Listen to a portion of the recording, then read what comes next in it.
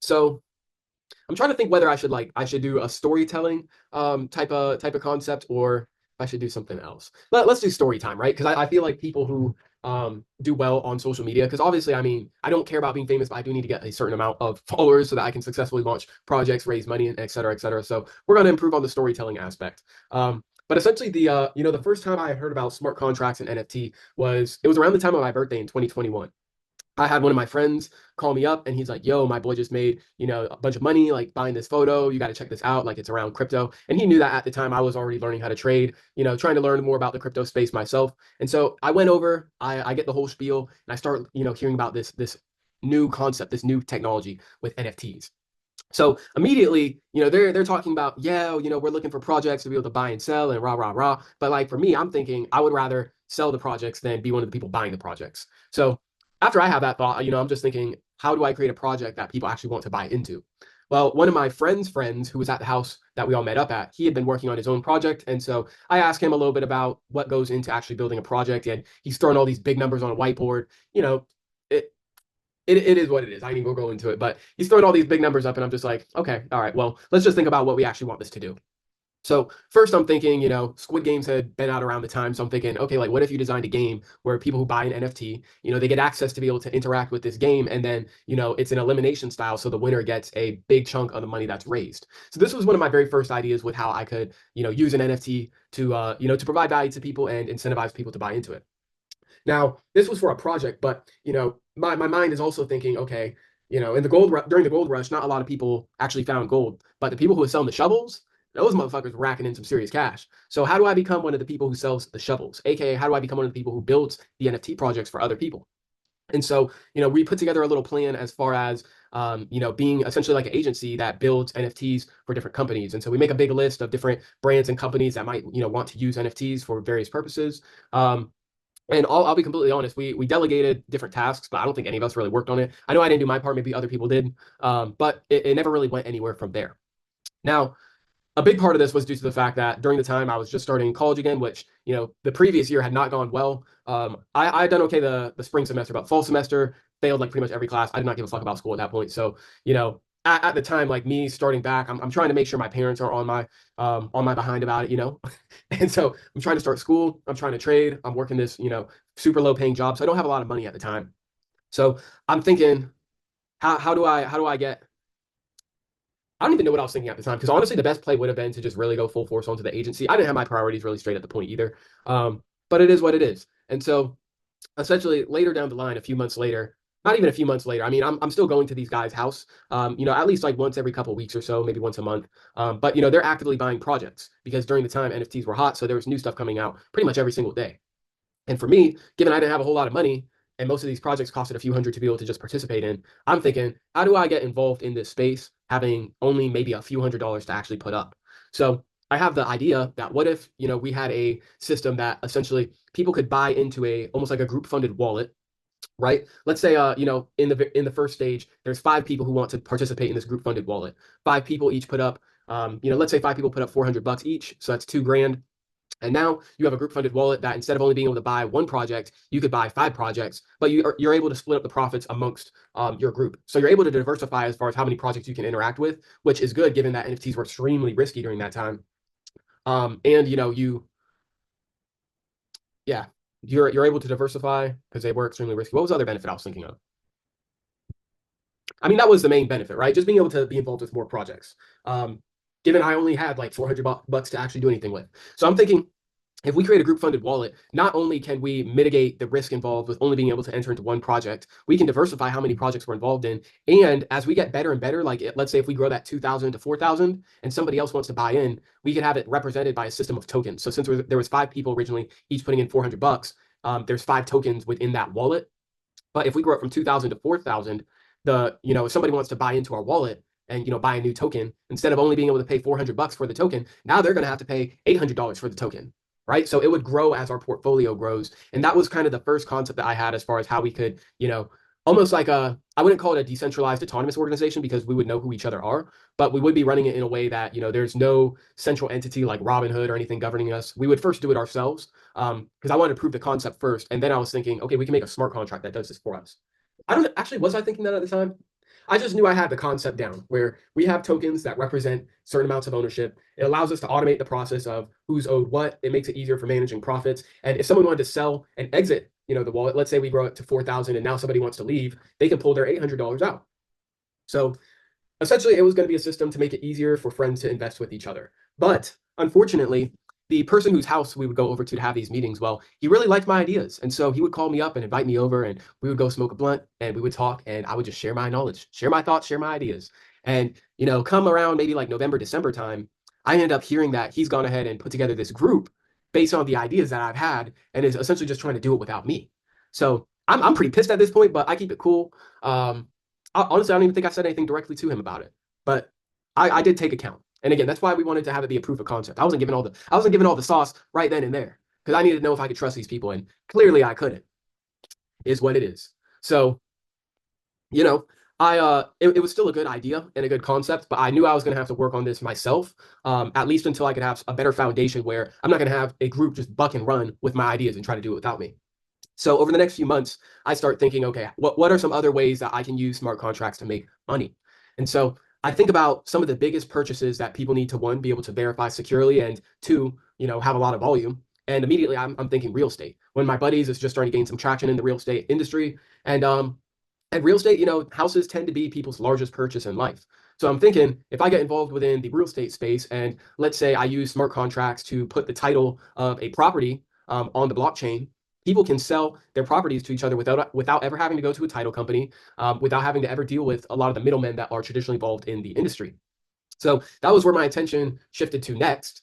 But I realized there's a company actually based in Tampa called Property that's doing something similar. And it didn't mean that I couldn't work on that myself, but I'm still having all these ideas and I'm not exactly sure what I want to land on. I'm still trying to do trading, but at the same time, I know I need to make money immediately.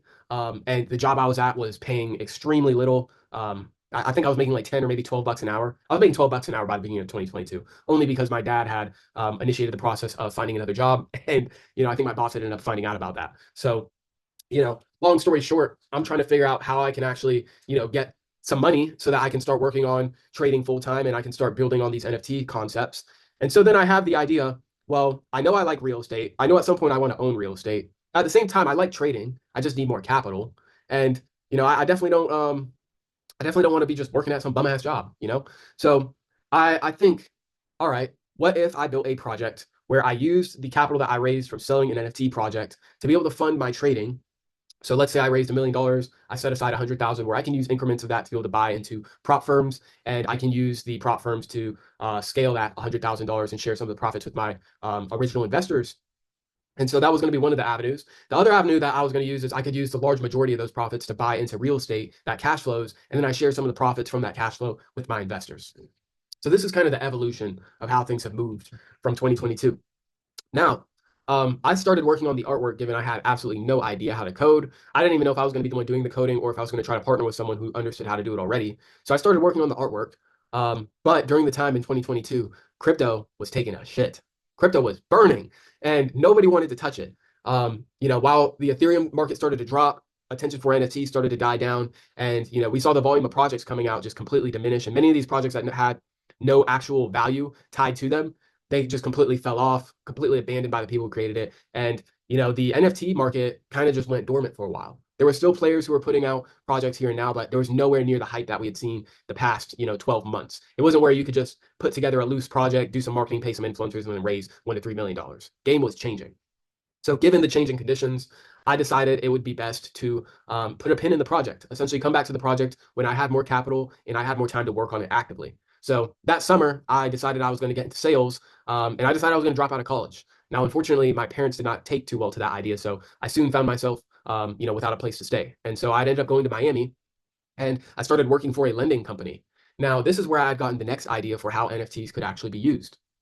With the lending company, we were mostly working with small to medium-sized businesses who needed capital to either be able to cover expenses that happen in between pay cycles, or to be able to raise capital to expand their operations. So, for example, if there's an industry, especially during the time with COVID, logistics was just an entire mess. So, if you didn't receive payments for something that you needed, to pay your workers for to continue your operations, but you had to wait a few weeks to get but you had to wait a few weeks to get paid for a job that was already done and your guys had already worked for. Well, you need money to be able to complete payroll. So a lot of times they would offer things like lines of credit where, you could just bridge that 2 week gap until you got your payday, pay off the line of credit, boom, you're good to go. And then there was also industries where it was very easy to scale. So for example, with trucking, you may have a guy who operates with 5 trucks at the moment, but he may be wanting to buy a few more to expand into, additional territories to complete more jobs, interact with more routes. And so they would offer, I think it was called merchant cash advances, where they would essentially give a big chunk of money for a high interest rate. The business owner would use that to buy new equipment, expand operations, and then they would pay that cash advance off, down the line. So I thought this was very interesting, given that NFTs, you're able to raise an amount of capital for a specific project, a specific concept. And, depending on how it's set up, I haven't seen it done yet, but, well, actually, no. I'd seen it done with video games where essentially people would make a, Fugazi little token where if you bought my NFT and then you decide not to sell your NFT, we would airdrop you some of these little tokens every single month. So I thought to myself, well, if I was a business owner, let's say I owned a trucking business and I wanted to buy more trucks, why couldn't I just make an NFT project where I sell the NFTs, I use the revenue from selling the NFTs to buy more trucks, and then I can send some of the cash flow that I have from, my expanded operations back to NFT holders. They're able to reap some of the benefits from my business, and I'm able to reap the benefits of the cash advance without having to pay some ridiculous interest rate. Because I can't remember exactly, but I'm pretty certain they were charging like up to 50% on some of these loans, which is absolutely absurd if you think about it. So given the banks, they don't even give you a percentage point. You could even just offer 8%, 12% to your NFT holders, and now you're able to get a loan for an extremely low amount of money. This was also during the time that interest rates were starting to hike. So I thought this was a brilliant idea. You could do this with lines of credit where essentially you raise an NFT project. Let's say you raise $1 million and you can use that $1 million as you like, but you always pay it back. Or you could do it almost like an equity split where, let's say this NFT project is going to represent three trucks that I add to my fleet. Whenever these 3 trucks make a certain job, finish a certain job, get paid a certain amount, the profits that those 3 trucks produce, I will share that with my NFT holders. So there was 2 ways, the line of credit and the equity split, that I saw as additional ways that could be done and implemented with these projects. Now, given, again, I still didn't have a whole lot of money at the time, but I had all these ideas happening. I'm thinking to myself, how do I partner with people who, I can make sure are not going to screw me over, I can make sure are going to just take my idea and run with it, but I can also attract attention to be able to make sure that I can get the funding and, find the right partnerships to work with. So that's when I had the next idea. Patents. Excuse me. We're already using patents when it comes to, or we're already using, you could call it middlemen. I mean, I suppose they do serve a certain purpose, being able to put the patents online, make sure that, your intellectual property is protected, but you don't really need a centralized organization to do that. You could do that on a decentralized system. And so imagine this, where you could have a platform and you can post your ideas. You have to pay a small fee to post them, but once you post them, it's written onto the blockchain, it's timestamped, and now anytime any wallet, any user interacts with your patent idea, it's logged. So you can always see exactly who saw your idea. And, if worse came to worse, somebody just went on the platform and decided they were going to steal someone's idea, you could come after them legally, potentially. And so I was thinking, all right, well, that works only if we're able to actually track who is seeing the different ideas that we could patent. How would we actually implement that? And that was when I had, and and shortly after, I ended up hearing about something called soul-bound tokens. A soul-bound token is essentially an NFT that you can mint. And once you mint it, it is no longer transferable. It's only mintable and it can only stay in a certain wallet. So essentially, if you partnered with a government agency, let's say, the DMV where you go to get your driver's license, you could have your driver's license put onto the blockchain as a soul-bound token. And now your account is verified with a government entity ID that you could then link to your account, and then you could have that linked with your platform. So, your account, you're able to see, okay, this person owns this account, and this person interacted with these patents, these ideas, et cetera, et cetera, et cetera. So long-winded, but this has kind of been the progression that my thought process and ideas have evolved from the start of hearing about NFTs to how these can actually be utilized on, with real-world applications.